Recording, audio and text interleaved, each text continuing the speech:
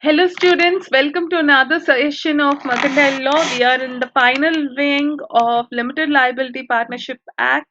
Today we'll be talking about mostly winding up and dissolution and of an LLP and miscellaneous aspects with regard to any notifications introduced by central government and so on. And then we'll be taking up the details about electronic filing of documents, and finally we'll be discussing the differences between an LLP and partnership and between LLP and partnership, and then LLP and companies. Okay, so to begin with, we'll start with winding up and dissolution. So what do you mean by the term winding up? See, winding up means closing down an LLP. So this winding up or closing down an LLP can be voluntary. Mane, the LLP on its own, if they feel that they do not have any business, or if for their own aspects, or if it is given in the LLP deed, then automatically they can wind up the LLP, or in case if the tribunal feels that LLP had been enacted to carry out malified acts, then also malified means acts with malicious intention. Malicious means in wrong intention, either to defraud others or something which affects the sovereignty of India or integrity of India, then the tribunal themselves might order. Tribunal here, as I told you, as I've been repeating in my previous classes, tribunal here means court. Okay, court which deals with cases solely related to LLPs and companies.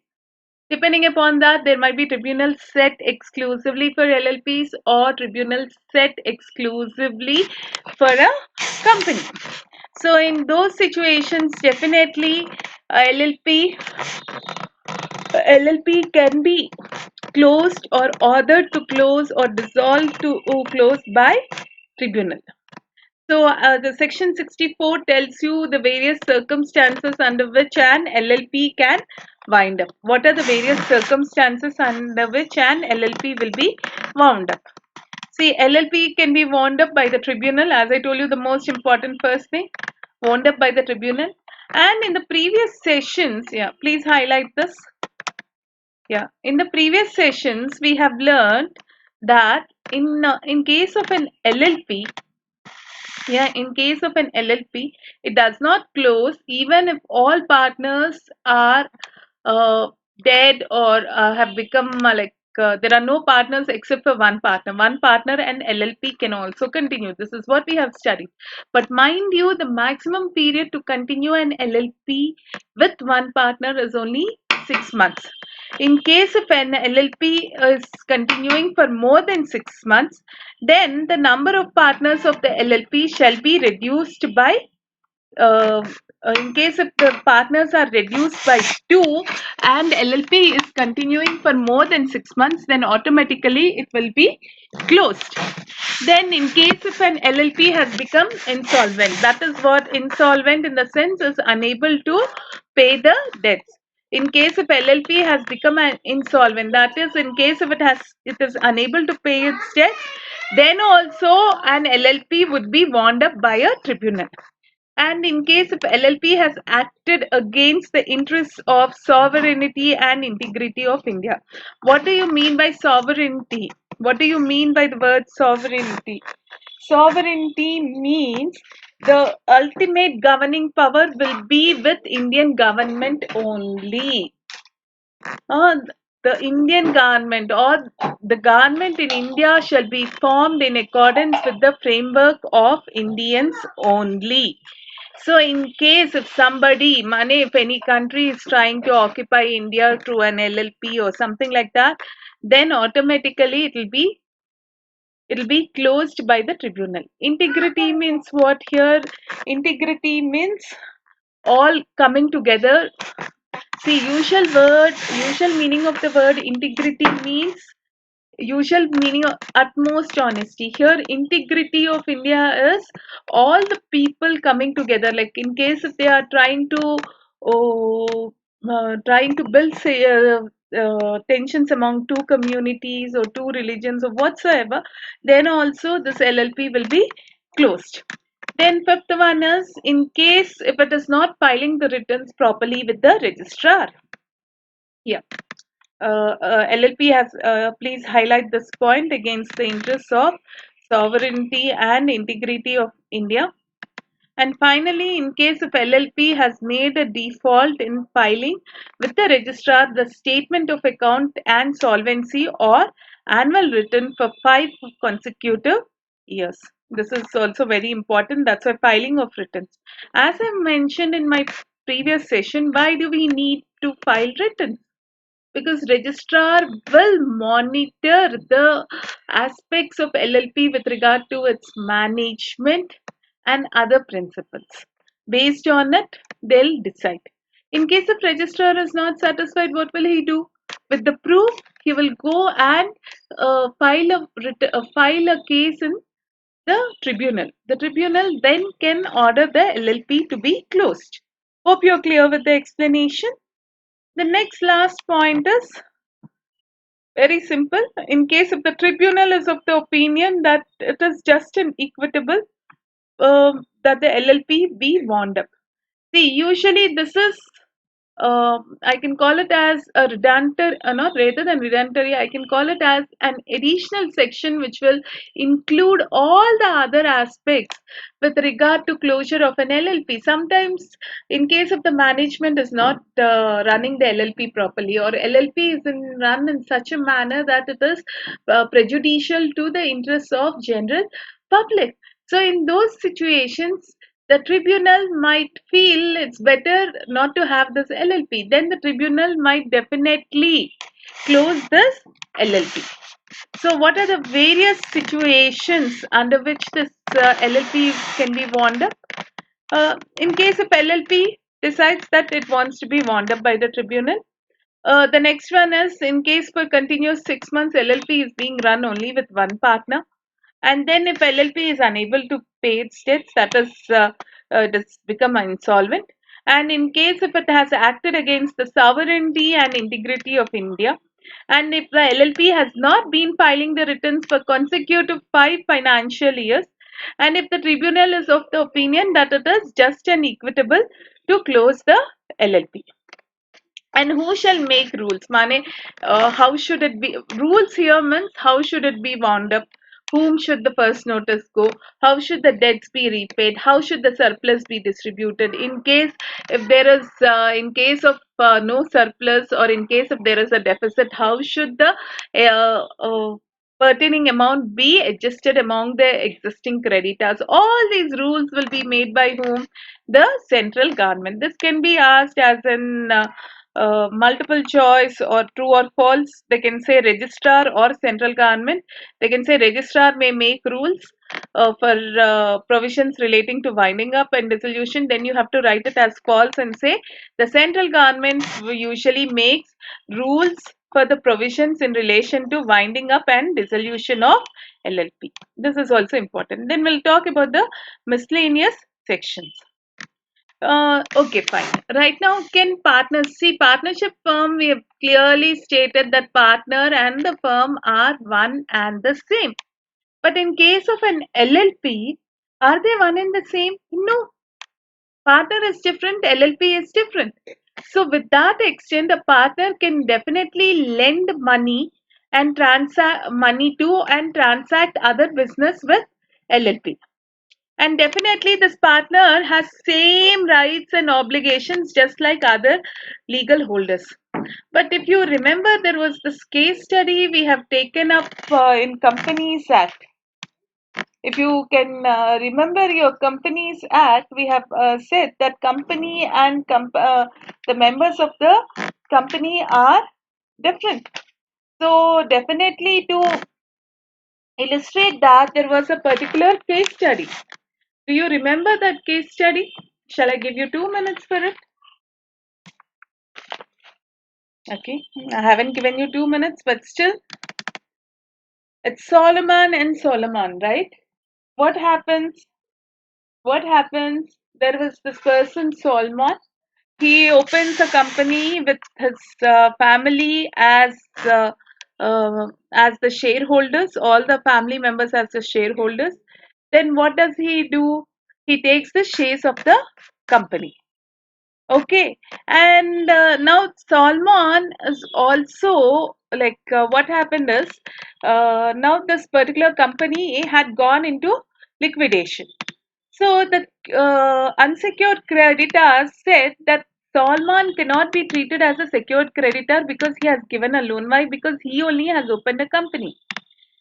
Okay, I'll state the facts from the beginning. In Salman and Salman, what happened? Salman, this is as per Companies Act. Please don't get confused with this act. I just want to repeat it so that we can see the similarity in both the provisions. How an partnership firm had been mixed up with a company to form an LLP. In Salman versus Solomon, what happened was like he had like 30, usually he opened a company out of this, he had total assets worth, if I'm not mistaken, around 38,782 pounds. So out of those 38,782 pounds, 20,000 he took 20,000 shares worth £1 each. That is 20,000 pounds he had taken as shares. And the remaining of and another 10,000, sorry, and he had taken debentures means a loan, something like loan to the company. He had given like he had taken 10,000 pounds worth debentures with a charge on company's assets as debentures. Like he had subscribed 20,000 shares of the company and 10,000 pounds worth debentures of the company. Yeah, and the rest of the money was taken by his daughter, four sons, and so on. See, now the company went into liquidation. Debenture holders means, please remember, loan. It's just like a creditor to the company because he's having 10,000 worth loan with the company. The other creditor said, see, this fellow only opened the company, right? This fellow only opened the company. So he let him forego the share of this 10,000 pounds and please adjust that remaining surplus to us. Then the court said, sorry, sir, as per the doctrine of corporate weal, Solomon is different and Solomon's company is different. Okay. So obviously Solomon, like just like another creditor, he will definitely get his share of 10,000 pounds, depending upon the proceedings of official liquidator. Similarly, even in an LLP also, a partner can lend money to LLP. Even though he's a partner of an LLP, he can lend money to the LLP and definitely LLP will pay him back. His rights and obligations are same as that of any other creditor. That is what he says. Any other person who is not as a partner. Okay. So this is with regard to winding up as well as the rights of a business transaction with of a partner with an LLP. And students, please note it down. These case studies, why am I explaining them in detail is these case studies can be asked anytime and anywhere. Okay, you just cannot leave them saying it's miscellaneous. No, they are really, see, nowadays it's become more objective type of questioning, like it's more case study based. So please go through each and every line clearly. The next one is miscellaneous aspects, out of which the next one is notification. First, I'll explain what notifications are and how do central government issues them and what is the procedure for this notification to be implemented on LLP. Then we'll go and I'll ask you to mark out the important aspects. So what is meant by a notification? Notification is any particular law. In case of central government says a company has to file monthly returns, then they'll file monthly returns. This is a central government notification stating that a company has to file a monthly return, right? Oh, so usually the companies have to follow it. So will the LLPs also supposed to follow it? Yes. LLPs are also supposed to follow it, but there is one procedure for it. In case of central government have in usually whenever it gives a notification, it will give it in its official gazette. Okay.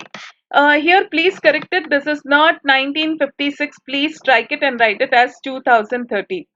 This is incorrect. I am unable to correct it. This is Companies Act 2013.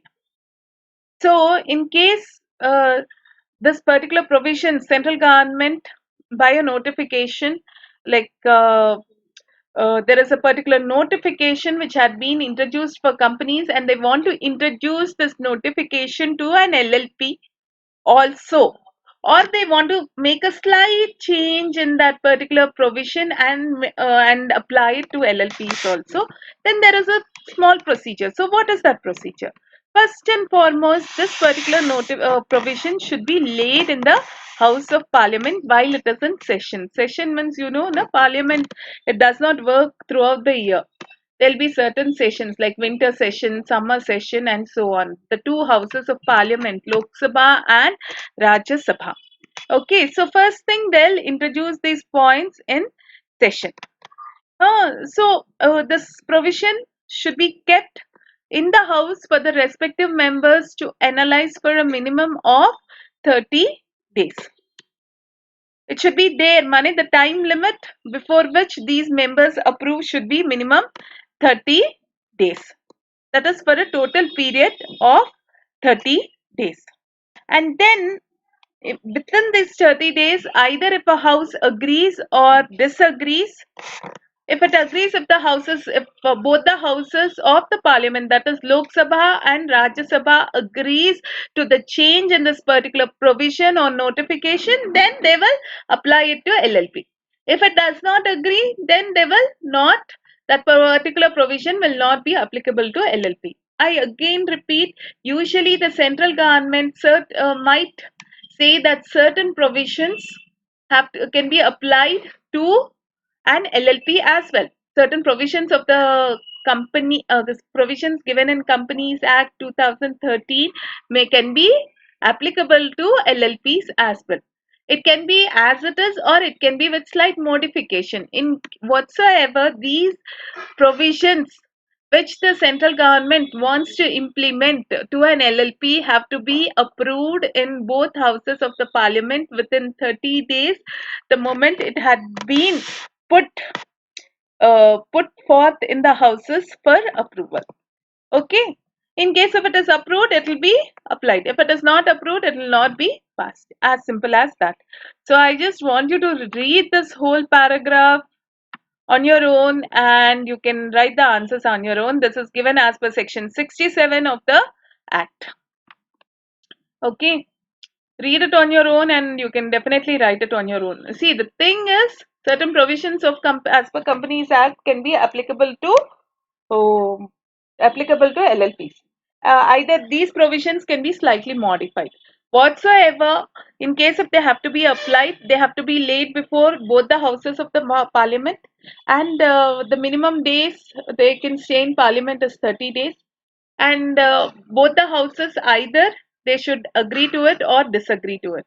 If they agree, then the notification will be passed. If they disapprove, then the notification will not be passed, and they can put it only for a total period of 30 days. If they don't approve or disapprove, then it will go for the next session for passing. Okay, as simple as that. Hope I'm clear with the provisions of section 67 of an limited liability partnership firm. Then let us talk about electronic filing of documents. Definitely all the documents, all the returns, whatever have to be filed by an LLP have to be filed in an electronic format. Okay, they have to be done electronically. Okay, so usually a copy of or an extract from any document electronically filed with or submitted to the registrar. Okay, a copy of or an extract from any document electronically filed with or submitted to the registrar, affixing a digital signature, that is taken as final. It can be taken as evidence in case of any court cases or in case of any tribunal cases. See, they can't say we don't have an hard copy. Once a document had been entered into the system and validated by the designated partner of an LLP by affixing a digital signature, and if this digital signature had been affixed in accordance with Information Technology Act 2000, then definitely this is considered as final, and this document will be taken as evidence with equal validity as that of original document once it is filed. So LLPs have to adhere to strict verification before electronically filing any document. Hope I'm clear. So usually in the under this act, LLP Act, everything had been put in online system or cloud.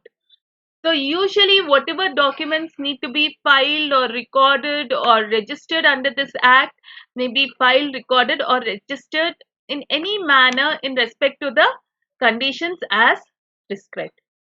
So once in case if this particular document had been electronically filed or submitted to the registrar, I'll just ask you to underline the major points. Filed with or submitted to the registrar. Yeah, please highlight these points.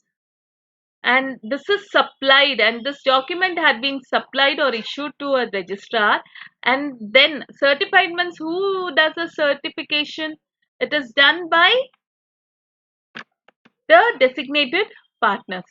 I want to read this again.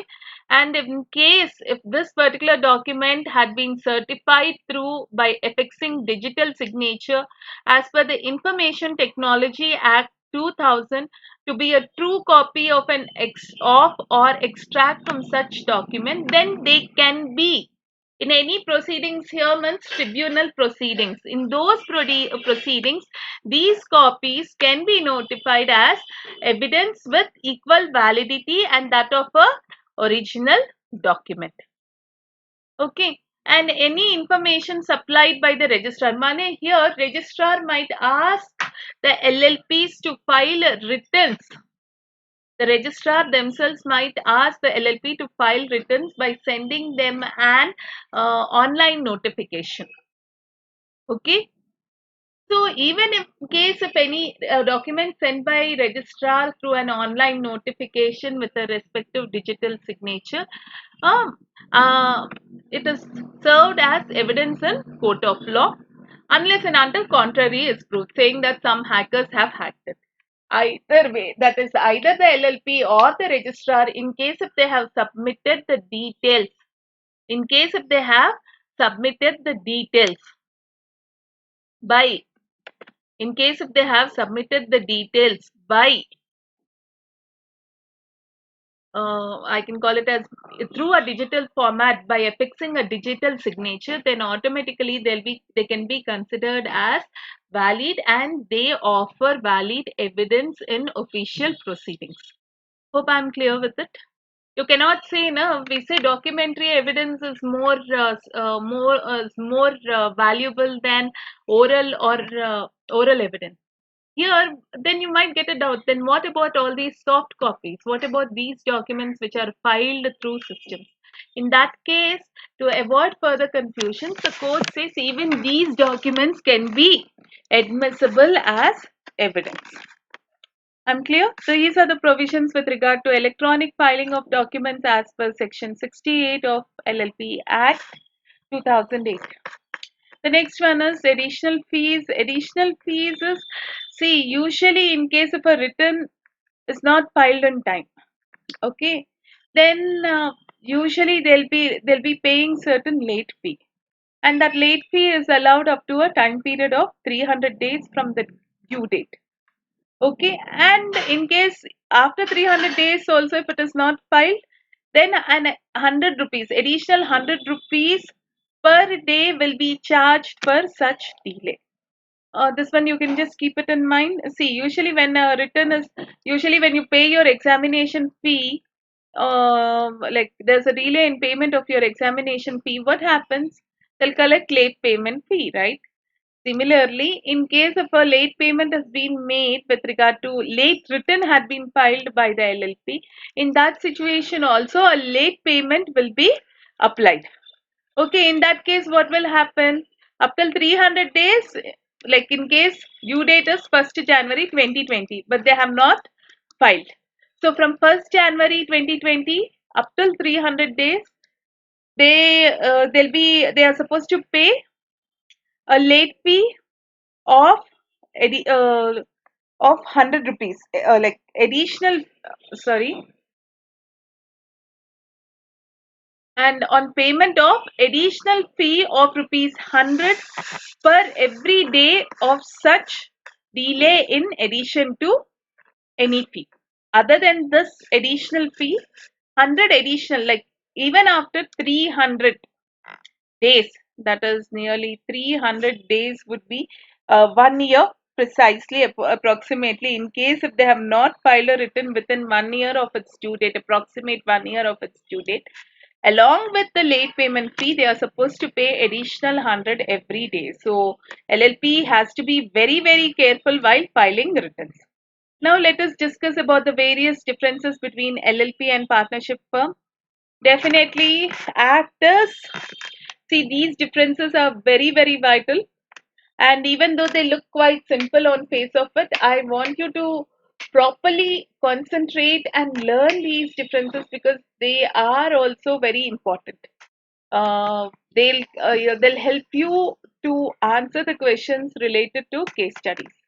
First and foremost being, yeah, what's an act? Definitely quite simple. Liability, Limited Liability Partnership Act 2008, and this one is Indian Partnership Act 1932. LLP is a body corporate. Clear? Everyone, no kind of confusion over here. LLP is a body corporate. Partnership definitely is not a body corporate. Body corporate definition is given in Section 3 of Companies Act, but Section 2, subsection D, also Section 3 of the Companies Act, but Section 2, subsection D also had included LLPs as well. Then definitely a separate legal entity. Yes, LLP is a separate legal entity, whereas partnership firm is not. Partner and partnership firm are one and the same. And usually LLP, there is a legal process. Definitely we have learned how does it come into incorporation, e-filing and all we have learned. If you can just go back to the session, definitely they first have to register themselves. First they have to file form e-form 1 to know whether that LLP name is available or not. Then they have to file this e-form 2 to know, to write about the details of the partners, all the details. Registration form, yeah, and the way they want to, what is the document? First one, registration form, and then second, certificate signed by a chartered accountant. That is done in e-form 2. So definitely it is created, there is a process, LLP. Similar, but here in partnership firm, agreement between the partners, they go and then they form this partnership deed, and this partnership deed is registered with registrar of partners. In LLP, registration is mandatory, definitely, because it's a separate legal entity. A registration is mandatory. Partnership firm, instead of calling it mandatory, it is voluntary. But to do business smoothly, registered registration is important, and most importantly, only registered partnership firms can sue the third parties. In simple terms, they have made it equally compulsory. See, in case if the partnership is not registered, then automatically they cannot file a suit against any, I can call, fraudulent parties. So obviously, in other words, registration is compulsory. Even though they say registration is only mandatory, in simple terms, registration of a partnership is compulsory. Usually, yeah, perpetual succession is very much there because LLP is a entity which had been created by law. But in case of a partnership firm, the moment the number of the partners fall below two members, automatically the existence of partnership is at stake. Money, it has to be, it is compulsorily dissolved. That's what we have learned. The death, insanity, and retirement or insolvency of a partner definitely affects the existence. And because the liability is limited, the name compulsorily will have LLP at the end. PricewaterhouseCoopers LLP, Padmapriya LLP. No, usually in case of a limited liability partnership firm, there are no such guidelines. And the liability is limited, but usually in case of a willful fraud, then it becomes unlimited. In case of a partnership firm, definitely the liability of each partner is unlimited. Yeah, usually, and the mutual agency partnership, yes, whatever acts are done by the partners, definitely their the actions of the partners bind the firm. But in case of in case of an LLP, the acts of the partner can bind the LLP with regard to his own acts, but not other partners. In case of a regular partnership firm, the acts done by other partners will also harm the partnership firm as well. In case of an LLP, no such cases happen. LLP designated partners, we have known at least two designated partners. Mani, they are responsible for filing the returns, submitting the solvency certificate to the registrar, and other legal compliance will be dealt with these designated partners. In partnership firm, there is no such designated partners. Why? All partners, all the acts done by partners equally bind the partnership firm as well as individually. They are liable individually as well as jointly. Definitely, and if they want, it may have a common seal and LLP. Common seal is not necessary because partnership, right? Yeah. And legal compliances, only designated partners are responsible. Here, all partners are responsible. See, if you remember the characteristics of an LLP, it will be quite easy for you to note down the differences. Characteristics being what? Limited liability, separate legal entity, perpetual succession, name, and mutual agency. Half of them are done. Then the other half being mutual agency, designated partners, common seal, legal compliance, and so on. So you can just go through this, and this will also serve as a key to go through for your revision either with regard to partnership firm or an LLP. Hope I'm clear with it. Next, okay, I have forgotten these three, I'm sorry. Annual filing of documents, yes, they have to file. LLP is required to file annual statement of accounts, which we have discussed. Statement of accounts is P&L balance sheet over here. Statement of solvency, that is depending that they have sufficient cash flows to run the business. And annual written along with these two, they'll be having other declarations and so on. I'll just try to get it from net. Annual written with the registration of LLP every year. Partnership firm is not required to file any such annual document. Foreign nationals can definitely they can become partners of LLP, but here in an partnership firm, it's not they cannot. Only Indians. In a partnership firm, it is compulsory that only Indian nationals become partners of a partnership firm. Foreign nationals cannot become a partner in partnership firm. In an LLP, minor cannot be admitted, but as we have discussed, minor only for benefit. Minor can be admitted to the benefits of the partnership firm only for benefits, and that too after getting permission from other partners. Then let us talk about the distinction between LLP and a company. Most of them are quite similar, so we hardly have 7 to 8 differences. Very, very basic differences. Here we don't have big differences just like between LLP and partnership firm. Majority of the advantages of the company have been imbibed in an LLP. So that way you have a better you have better understanding of an LLP or better ease of doing business in an LLP, but the formalities have been considerably reduced to run an LLP. So, for an act, the regulating act for an LLP is LLP Act 2008, Companies Act 2013. And who can be called as partners of an LLP? The person who contribute to LLP are called as partners. Here I'm a bit judgmental. I don't think so. This particular definition, I cannot call it as the right one. Please note it down because I'm unable to write here. The persons who invest money in shares are known as shareholders, not members. Members can sometimes be non-shareholders as well. Members are somebody whose name is written in registrar of members. They subsequently become shareholders. So the person who invests the money in shares are known as members is bit incorrect, but because it's I have written to your to the to ICAI as well, asking me to clarify with regard to this aspect. So as of now, remember only for thinking sake that members means a register of members. Their name should be written. They'll be subsequently turned into shareholders.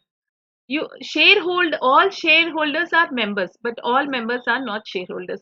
This one I'll clarify it later once I get an answer from the institute. But as of now, you have to follow this only. The members who subscribe for shares in a company for money are known as members of the company. Usually, the internal governance structure is governed by a contract agreement between the partners. Internal governance. Sorry, this one I'll make it as red. It's important.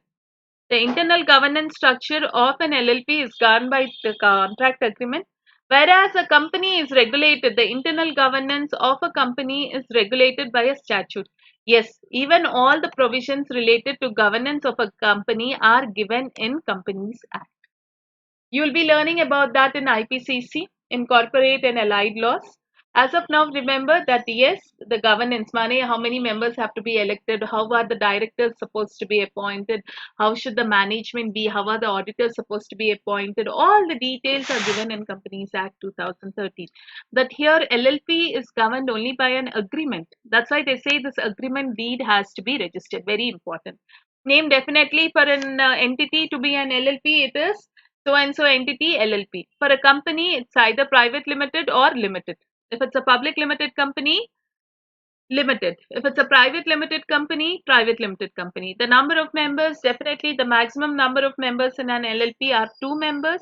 Minimum number, sorry, the minimum number of members in an LLP are 2 members. Maximum, there's no limit. In case of a company, a private company, minimum is 2 and maximum is 200. Public company 2 and maximum is no such limit. And in case of a one-person company, 1%. The next aspect talks about liability of members or partners. See, only here he has given this point is that is in case if they have if the partner had defrauded the organization, then it becomes unlimited. And the liability of the members is limited to the extent of their contribution, like whatever capital they have contributed, only till there, similar to that of company, only the amount unpaid on the shares held by them. But in case of a partnership firm, yeah, contribution is nothing but the amount of capital they wish to contribute for running a partnership firm.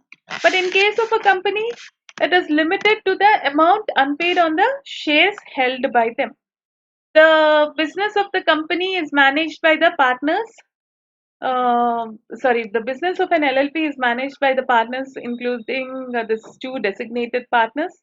Here, the business of a company, definitely the board of directors, who are the agents of shareholders or the company, right? Not or the company, I can say who are the agents of the company.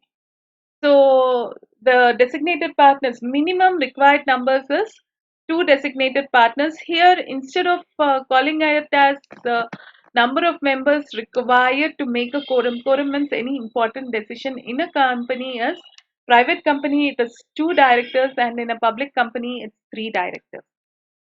With this I close the lesson. The most important the difference over here is internal governance structure. In case of a company, the governance is ruled by the statute, whereas in case of an LLP, the structure is governance structure is based on an agreement deed entered between the partners. Okay, so with this, I close this particular chapter. Hope I'm very clear with the aspects I have gone in detail with regard to each and every provision and section, because they can be asked either in an objective manner or they can be asked as a direct question and answer. And in summary also there's an important point over here. Usually what are the various services, like what are the major enterprises wherein LLP, wherein an entity can be incorporated as an LLP. This is an important thing which he is asking nowadays. So I want you to go through this particular thing also, that is persons providing services of any kind, enterprises in new knowledge and technology based fields. Usually these are startups. For a startup company, in case of a young graduate, an engineering graduate, he had invented something and he wants to start a company to manufacture it. It might be difficult for him because he'll be overwhelmed by all those kind of formalities. But here, in case LLP requires lesser number of formalities. Definitely for professionals like chartered accountants, cost and management accountants. Yes, why? Because see, company cannot do audit of another company. But whereas an LLP can do it, which I have discussed in my previous sessions. Yeah, definitely venture capital funds, where risk capital combines with knowledge and expertise. Venture capital funds is something usually for venture people invest. You'll be learning about this in detail in your IPCC. And definitely professionals who are engaged in scientific, technical, or artistic disciplines, small sector enterprises, and definitely producer companies in handloom or handicrafts sector. Okay, hope I'm clear with all these definitions and provisions to uh, related to this limited liability partnership firms. And in case if you have any doubt or any problem, please let me know. Please go through these MCQs thoroughly along with these theoretical questions. In case if you have any doubt in them, please let me know.